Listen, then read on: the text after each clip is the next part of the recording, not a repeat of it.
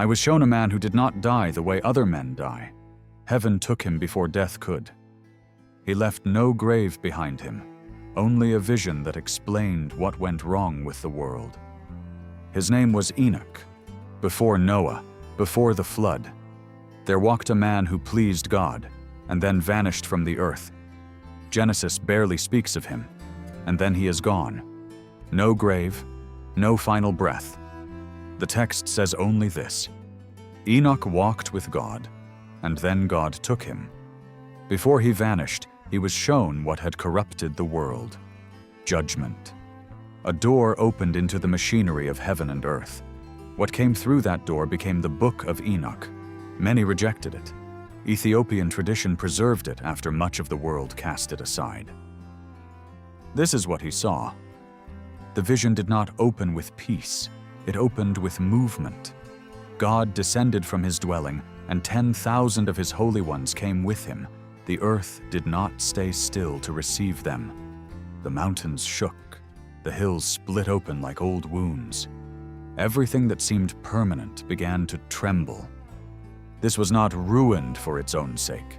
It was a revelation. Enoch saw that everything hidden would be dragged into the light. Pride, violence, and rebellion had taken root beneath the world. Now those roots would be torn up for all to see. For a moment, nothing seemed able to survive what was coming, and yet the righteous stood. The war Enoch witnessed was not strength against weakness. It was ordered against rebellion. And it had begun long before he ever saw it. When the vision passed, Enoch looked upon the world with new sight, and what he saw silenced him. The sun kept its course. The moon did the same. The seasons arrived on time. Rivers stayed in their beds. Trees obeyed the law written into them from the foundation of the world. Only one part of creation refused to keep its place: man. The stars did not rebel. The winds did not rebel.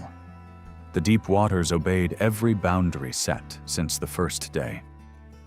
But men looked at the order around them and believed they were the exception to it. There were beings in heaven called the Watchers. They were set apart to observe, to serve, and to remain where the Most High had placed them. Among them were 200 who looked down upon the daughters of men and were no longer content only to watch. Their leader was Semjaza, and he knew that what they planned could not be undone. "I fear that I alone will bear the weight of this sin if you abandon me now," he said to the others. And they answered him with one voice, "Let us swear together and bind ourselves by a curse so that none of us may turn back." They swore that oath on Mount Hermon, 200 of them, and the mountain itself became a witness to their curse. Then they descended, not as conquerors, not yet as destroyers, but as watchers who no longer wished only to watch. The boundary between heaven and earth had been crossed, and a boundary, once crossed, does not close again on its own. From the union of the Watchers and the daughters of men came children unlike any the earth had borne before. The Nephilim, giants whose height climbed toward the clouds and whose hunger had no bottom. At first, the people only stared in wonder at what heaven had made. Then the wonder turned to fear. The giants devoured the harvest of entire seasons in one sitting. The fields emptied, the granaries emptied. When nothing remained, they turned on the people themselves, then on the beasts of the earth. Nothing with breath was spared.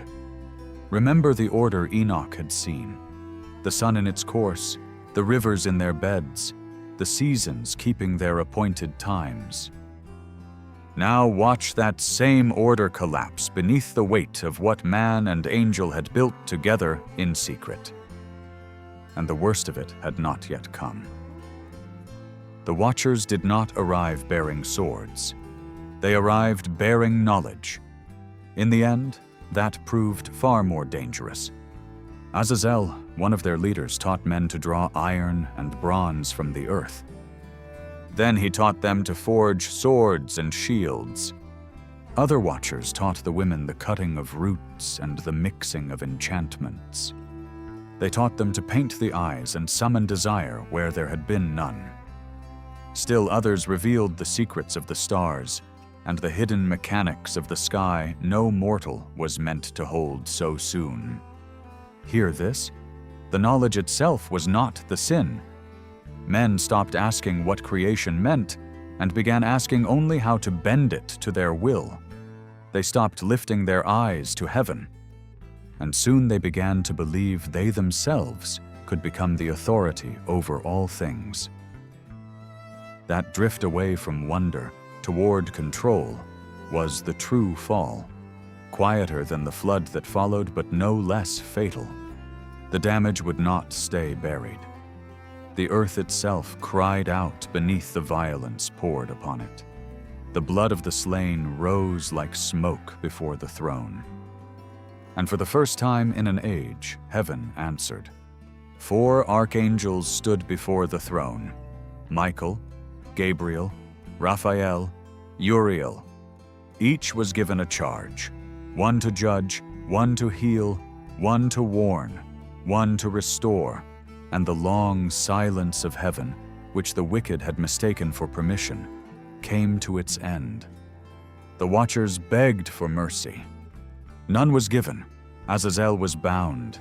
He was cast into darkness beneath the rough stones of the desert to wait for the day of fire.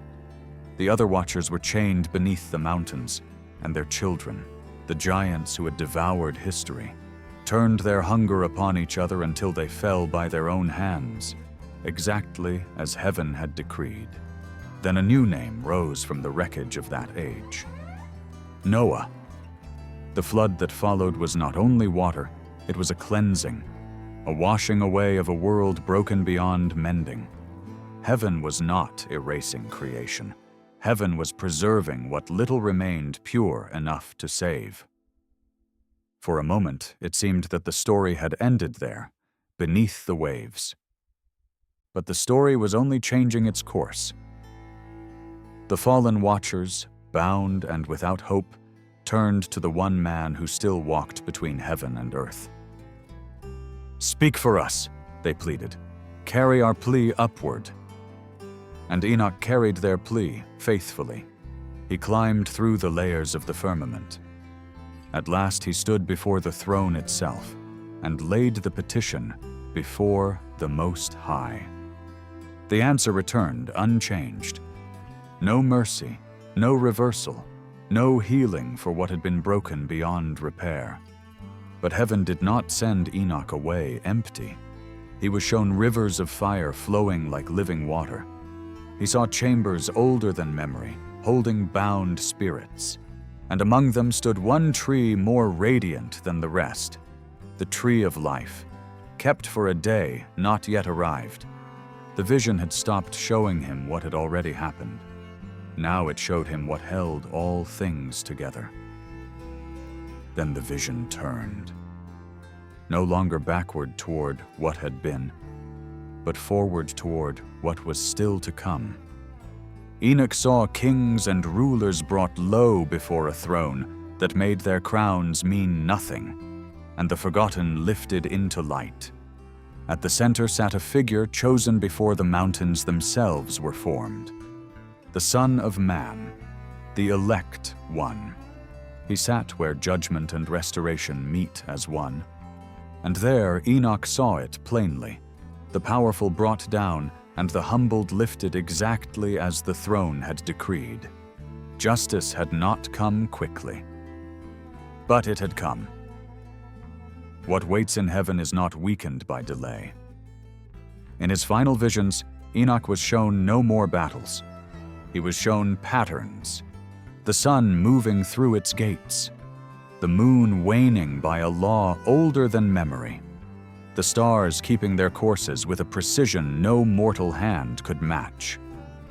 Hidden within these patterns was a sacred count of days, 364 of them, ordered, unbroken, written into the bones of creation itself.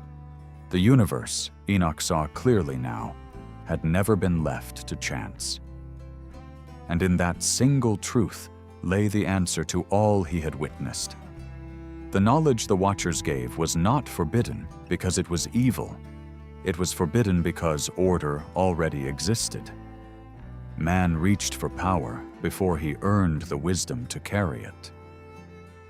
This is why the book Enoch carried back from beyond the veil was never fully forgotten. Beneath the angels, beneath the giants, beneath every vision of fire and flood, the truth it carries is simple enough for any man to hold. Order against rebellion. Power without wisdom destroys the hand that wields it. Judgment delays, but it does not forget. And somewhere, the book says, the boundary is still being tested. The Watchers are still bound. The fire still waits. And the same choice that opened the door the first time is still offered to anyone who reaches for what was never theirs to take.